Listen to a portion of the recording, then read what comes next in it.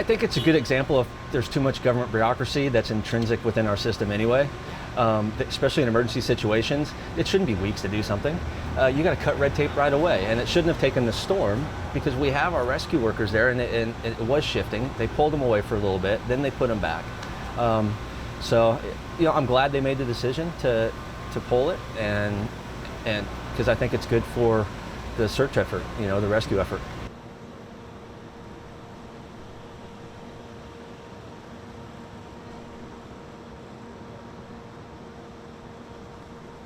Right, Mother Nature's going to come in and do it without us, and that would be a disaster because now you have no control on where it goes, and you have further damage to property, further damage to the town, and most importantly, taking more lives. And you have to, I think this whole process, it had to be a methodical process. They had to take everything step by step, and I liked how they took everything slowly at first because you didn't want that debris area to shift.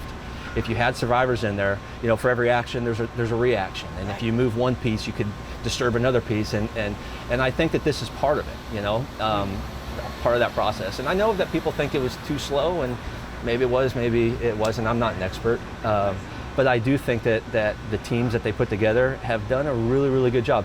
It's been confusing, and it's really heartbreaking for the families involved emotionally, and they're told one thing one day and another thing the other day, and it's tough. But this is a tough process, and it's devastating for everybody.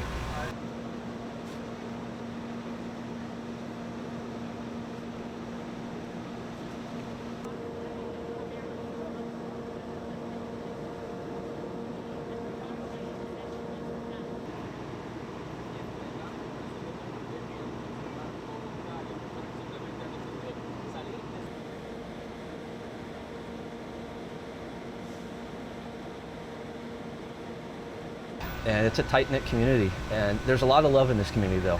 And that's why my wife and I, when we were trying to find a place in Miami, we picked Surfside because there's so much love in this town.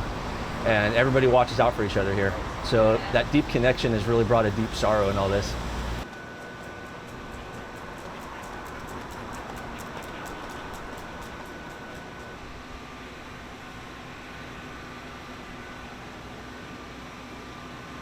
Always these times in life through disasters hopefully brings people together and understand that love is what we're about. Our connection to each other, our connection to nature, connection to your faith, whatever that may be, everything deep goes back to love.